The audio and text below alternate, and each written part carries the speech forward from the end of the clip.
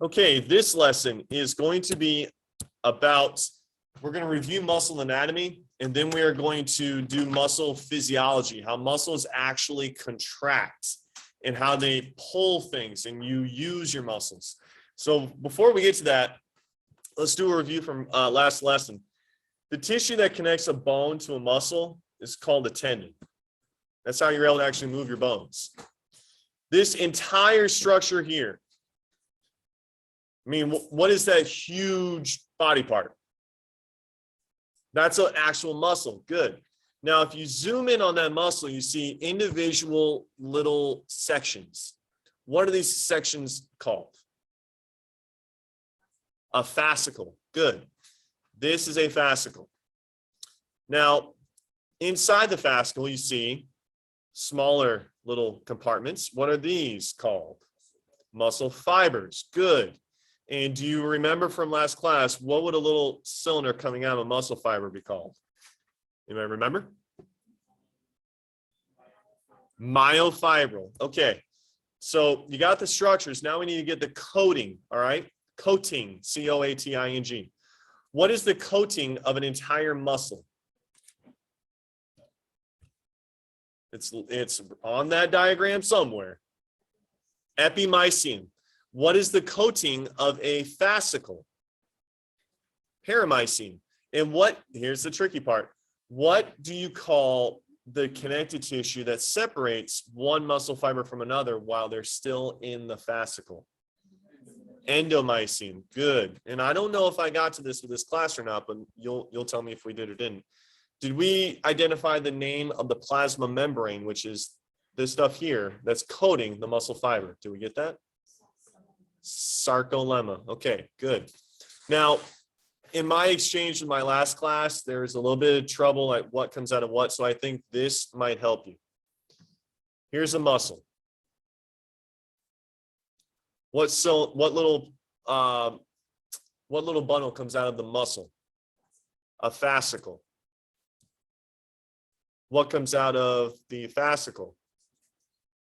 The muscle fiber. And what comes out of the muscle fiber? Myofibril. So you're just getting smaller and smaller and smaller. What coats the muscle? The epimysium.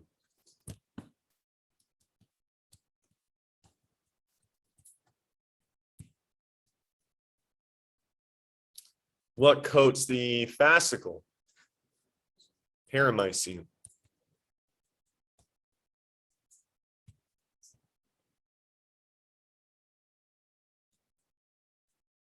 And what separates one muscle fiber from another? Endomysium.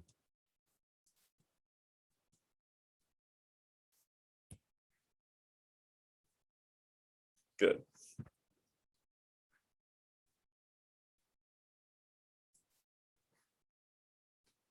Okay.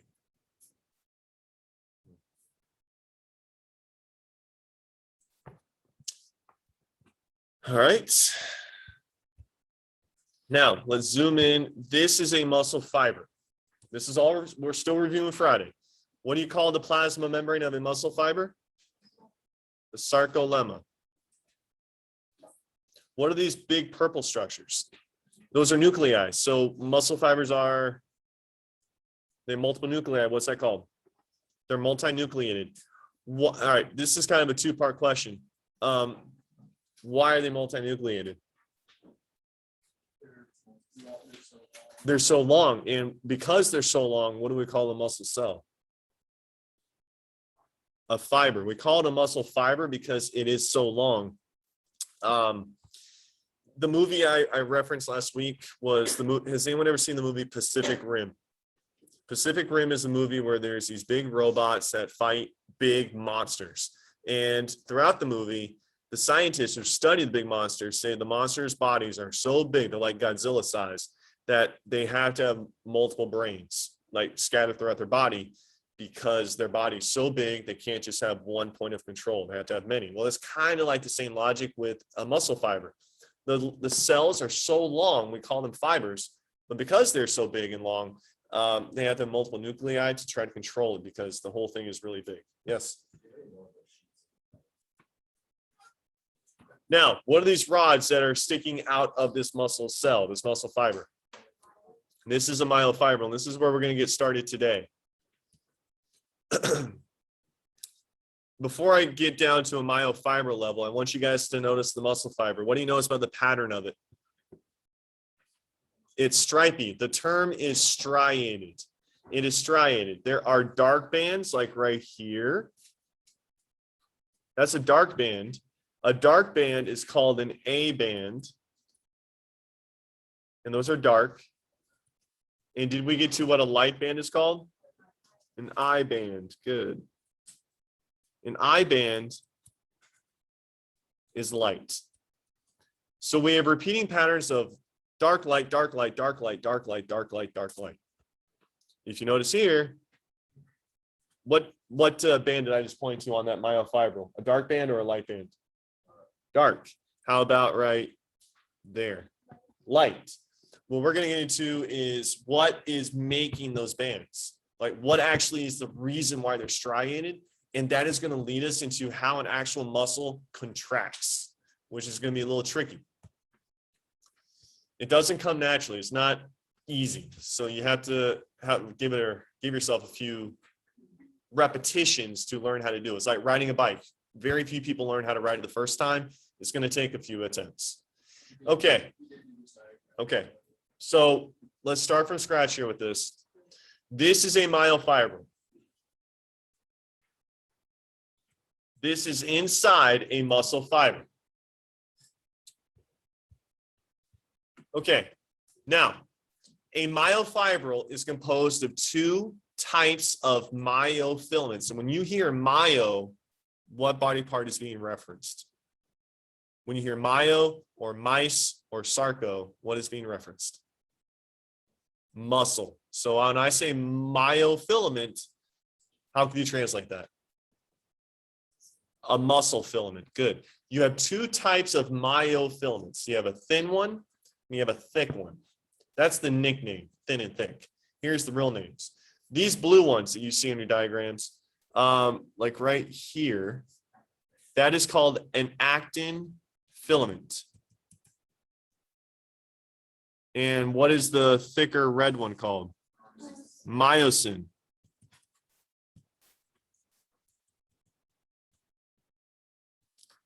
Now, actin are thin filaments.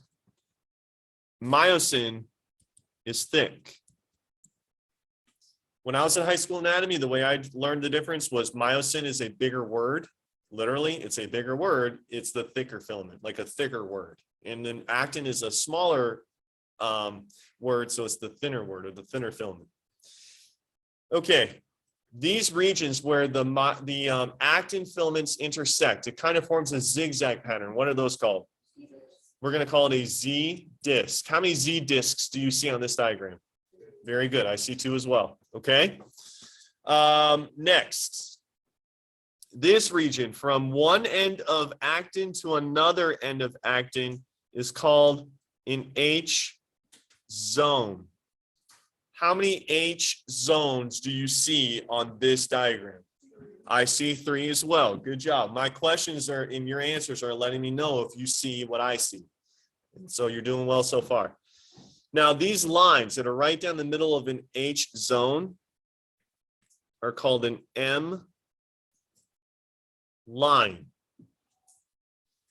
Some of you might be going, I don't see the difference between an H zone and an M line. Because that's what I asked when I was 17 years old taking this class. So let me tell you what the difference was. Or the difference is. So those are actin. Those are myosin. Then here's the M line. You don't need to write this, and this will be on the video that I'm going to post to YouTube. This right here. That's the M line.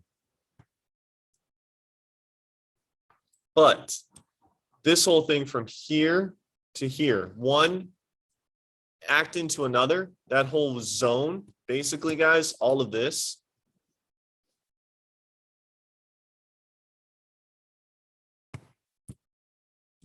that is the H zone.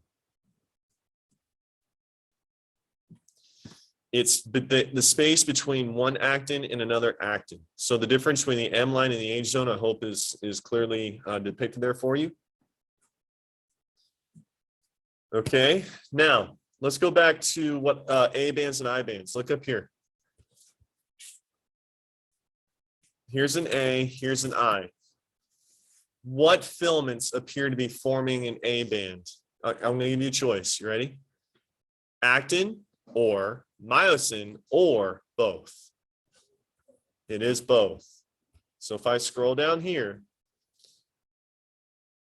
this is an A band.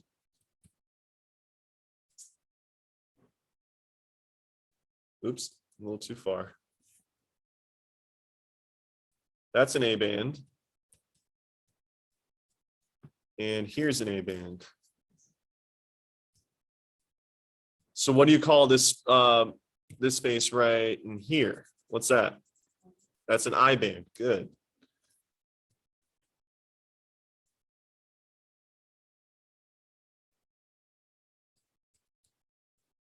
Do you see any other I bands? Right here.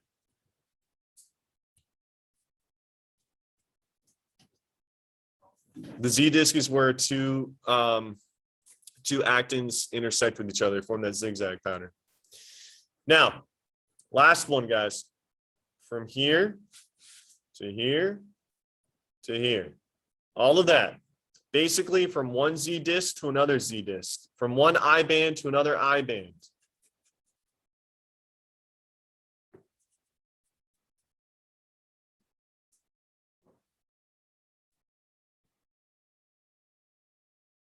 That is a sarcomere.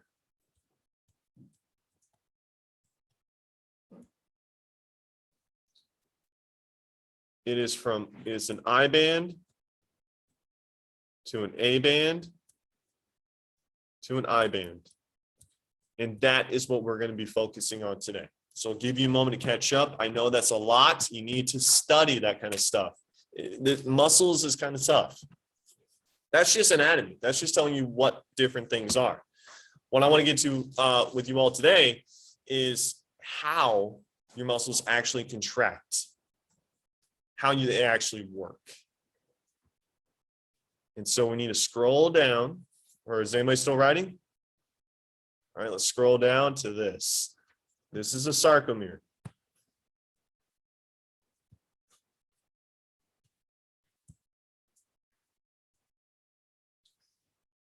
Okay, let's see if you can label things. What do you suppose these little blue thin filaments are, folks? That is actin. How about the thicker red ones? Myosin. What is this area here? You didn't see that? Look up. What is that? Z disc. What is this area here? H zone. What is that perpendicular line right down the middle of a sarcomere? M line. And here's something new. These yellow things are called the elastic fibers. They let you be stretchy. It's important that muscles have some sort of pliability to them because you can pull them. You don't want to pull them too far, but they do have some elasticity to them. Okay, so just catch our breath. And now I'm going to tell you how muscles actually contract. All right. You see this H zone. I want you guys to tell me, are these actin filaments touching each other right now? No, they're not.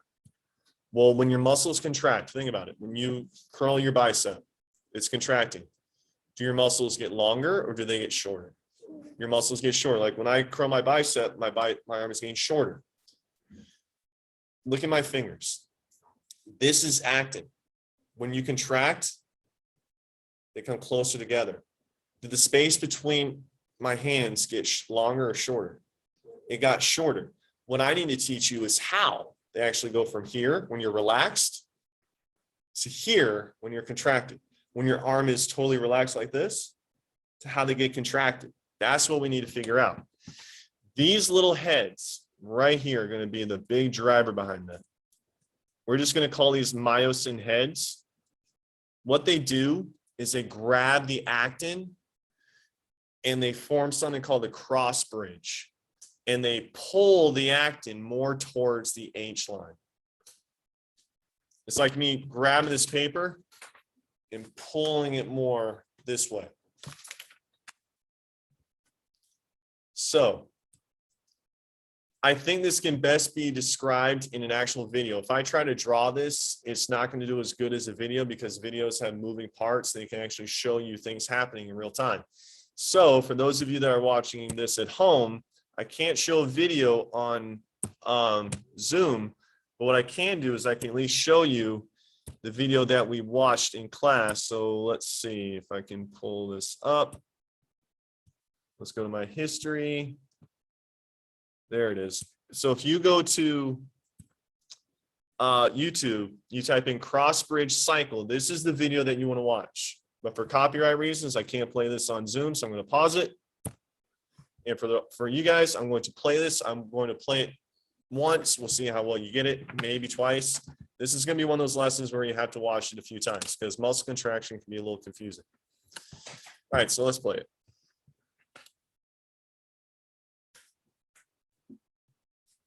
The contraction of the skeletal muscle generates the... Time out. What is that white tissue connecting the bicep to the shoulder and the forearm? Those are tendons. This is the bicep, and the bicep shortens. What it's doing is it is pulling your forearm up. Right now, my forearm's down here. I want to bring it to me. I want to bring my forearm to my chest. I'm going to pledge allegiance to the flag. So I have to engage my muscle, and my muscle is going to basically pull it. Like if I was fishing, I need to reel in the fish. I need to shorten the fishing line, bring it to me. That's what's happening here. Your arm is coming up. What if I cut those tendons? Could I bring my arm up like that? No, it's just going to be boom. And is the signal from my brain to my muscle working? Yes, the signal is working. Is the actual structure working? No. All right, back to this. The force necessary to move the skeleton. A contraction is triggered by a series of molecular events known as the cross-bridge cycle. In skeletal muscle fiber, the functional unit of contraction is called... Basic anatomy. What are those darker bands? A bands. What are the lighter bands? What filaments make up the I bands, the lighter bands? Your choices are actin or myosin or both. What do you say? For the I bands. Okay, what makes up the A bands? Both. The sarcomere. How many sarcomeres are there on this one myofibril? 1, 2, 3, 4, 5, 6. How many myofibrils do you see on the screen right now? You're not listening to the question I'm asking. How many myofibrils do you see on the screen? 3. See ones here. 1, 2, 3. If you want to count the ones in the back, 4, 1 right in the middle, 5. There's 3 full ones that you see. The myofibrils are those rods. The sarcomeres are sections on the myofibril. What is a bundle of myofibrils called? What? No.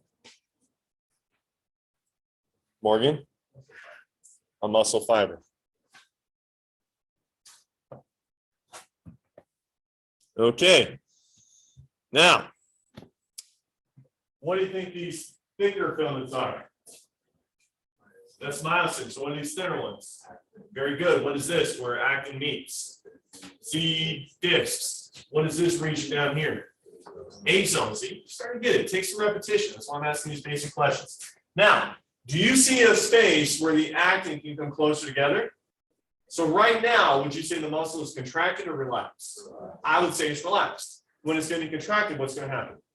They're going to come closer together. What you need to learn is how they do that. You're doing well so far. A sarcomere shortens when myosin heads and thick myofilaments form cross bridges with actin molecules and thin myofilaments. Now we're contracting.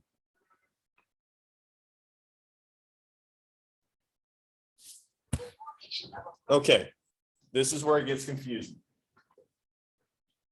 This is myosin.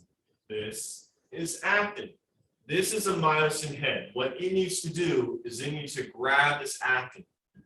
But right now, this green stuff is in the way. So what does the green stuff need to do? It needs to move. It needs to get out of the way. Because if this myosin head tried to grab on to this actin, it can't. So what you're going to see here is called the domino effect. One event triggers another, triggers another, triggers another, triggers another.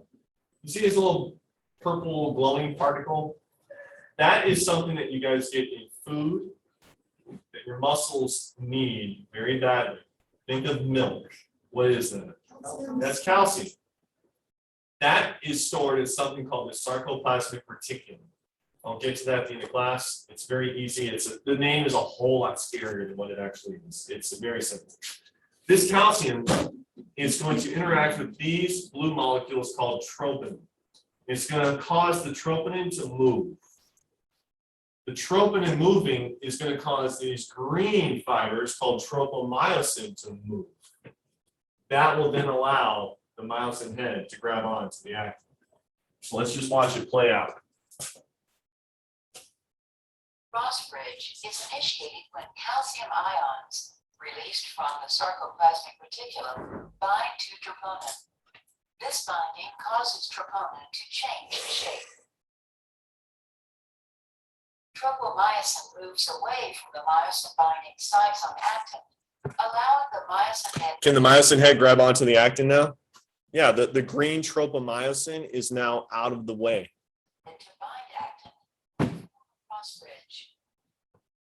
Now it can contract. Also note that the myosin head must be activated before a cross bridge cycle can begin. This occurs when ATP binds to the myosin head and is hydrolyzed to ADP, an inorganic phosphate.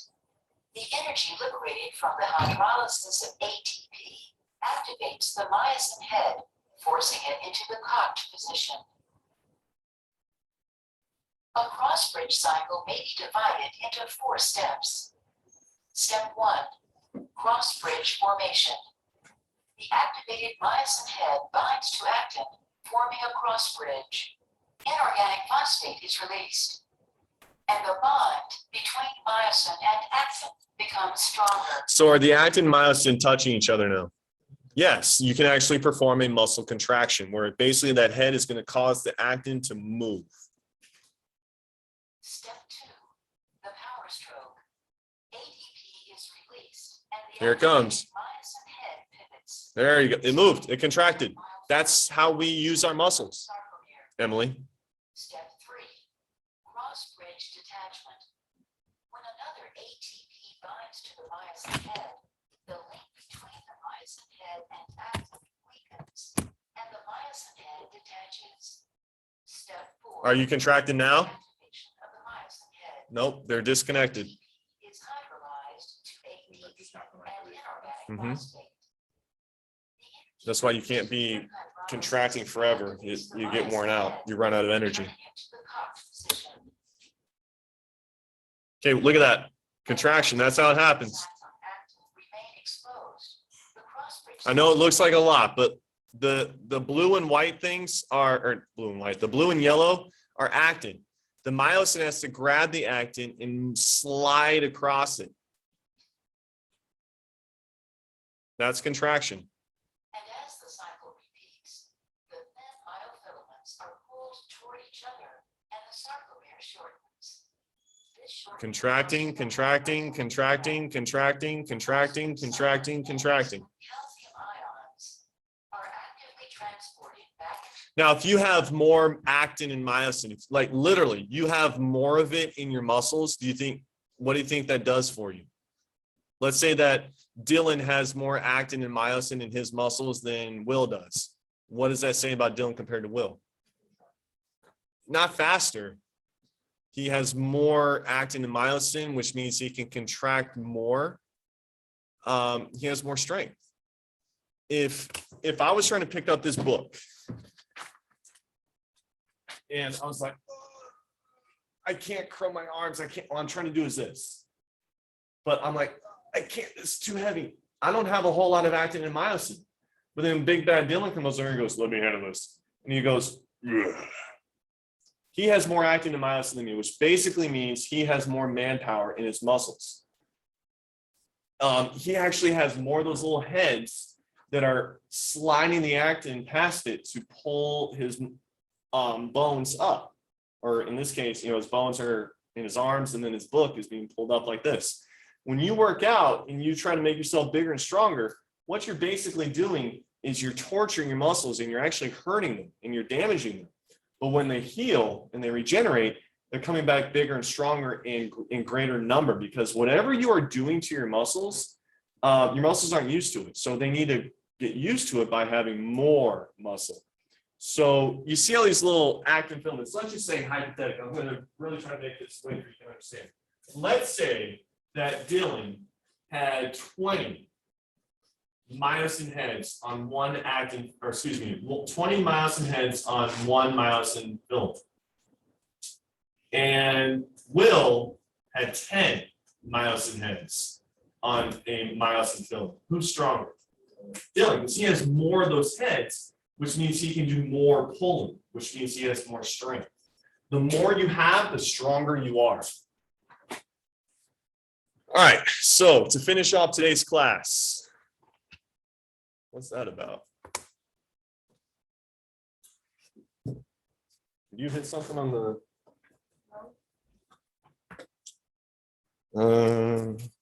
maybe I did. Yeah, that was me, sorry. Exit.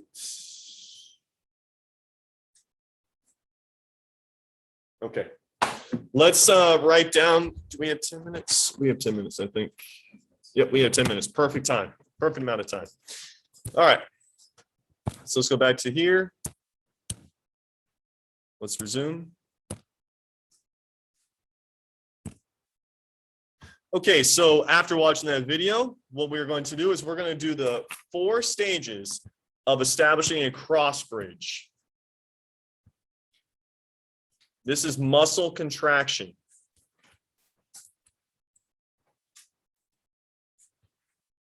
Now, muscle contraction is an interaction between actin and myosin, everybody. Before we get to muscle contraction, you have to acknowledge some prerequisite steps. When you guys have a school day, is getting your clothes on part of school? No. Is eating breakfast part of school? Is taking a shower before you leave your house part of school? No, but they are requisite steps. For a lot of people, you have to go through that before you actually start the school day. So what I'm saying is, these steps I'm about to list, these have to happen before you start the cross bridge cycle. Before a cross bridge cycle can occur,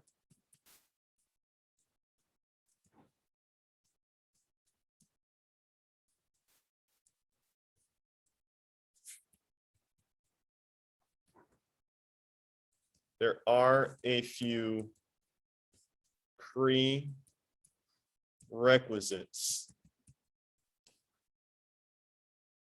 For the actin, here's what has to happen.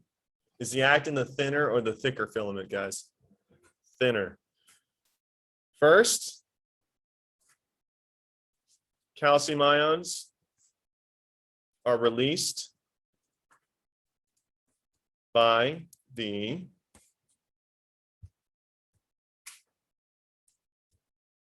Sarcoplasmic Reticulum. I told you I'm going to tell you what that is. The Sarcoplasmic Reticulum is actually very easy. The name is very intimidating, but it's actually very easy. It is the smooth ER in muscle fibers. That's all.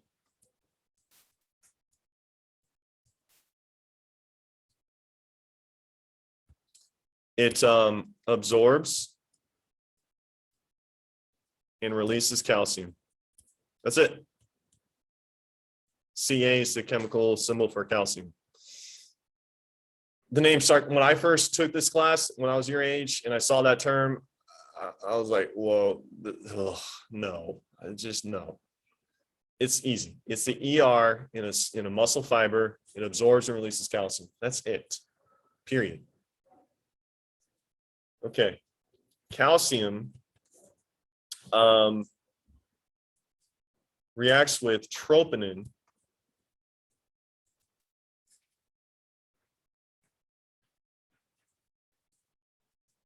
and moves it. And then the movement of troponin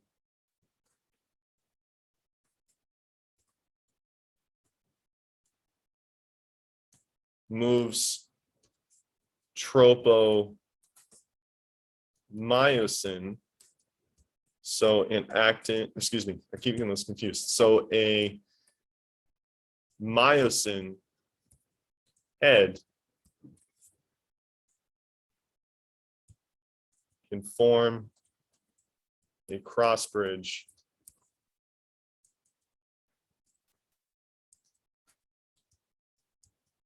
with actin.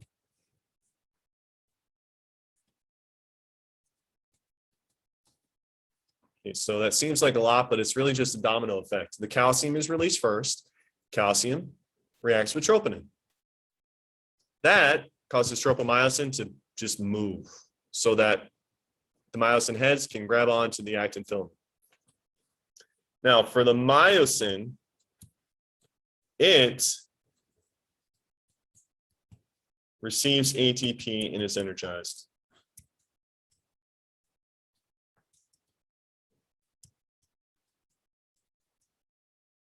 To form a cross bridge.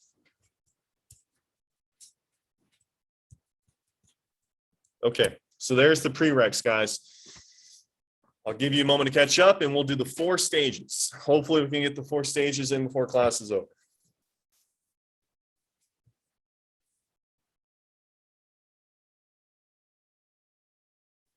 But I want to insist upon all of you. I know you all are honor students. I know you're pretty bright.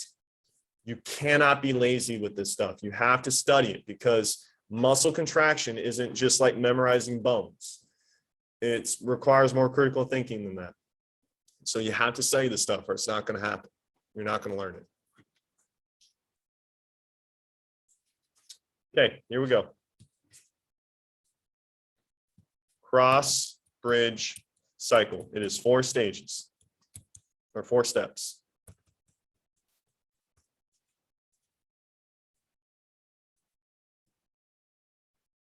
Number 1, cross bridge formation.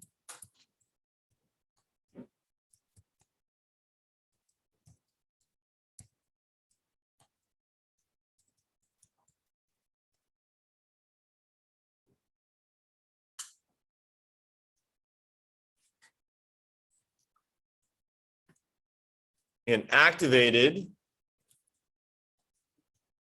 myosin head forms a cross bridge by binding to actin.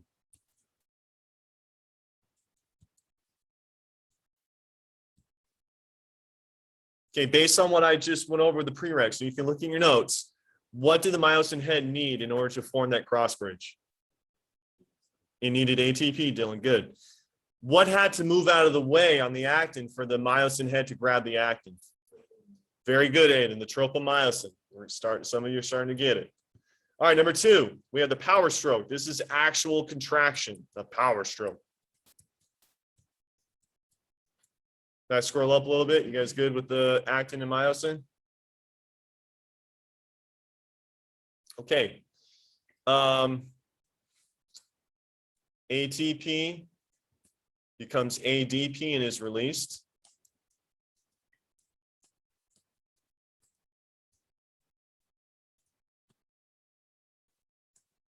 The activated myosin head pivots. This causes the actin filament to slide across it. Slides the actin to the center of the sarcomere.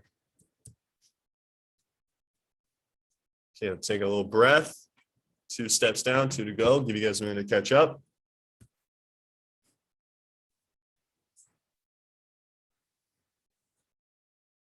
We have about 2 minutes, so I want to get all this in on this video. Cross bridge detachment.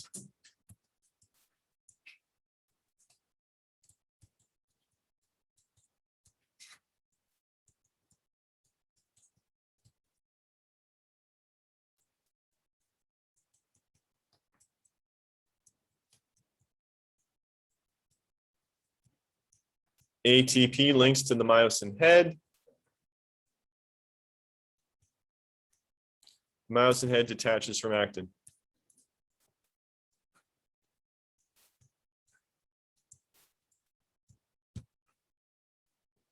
So now it's like, oh, the cross bridge has been broken.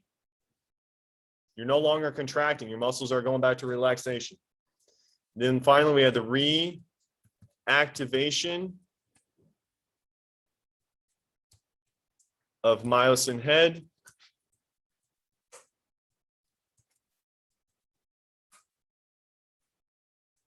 ATP becomes ADP.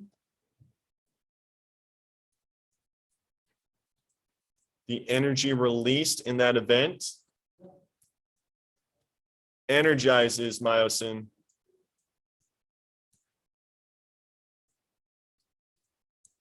and it returns to the cocked position, which is like a batter in baseball getting ready to swing. It's in the ready to go position, the cocked position.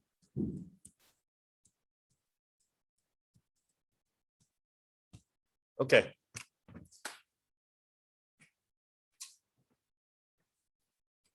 Ooh, one last thing. This is it, promise. Calcium ions return to the sarcoplasmic reticulum.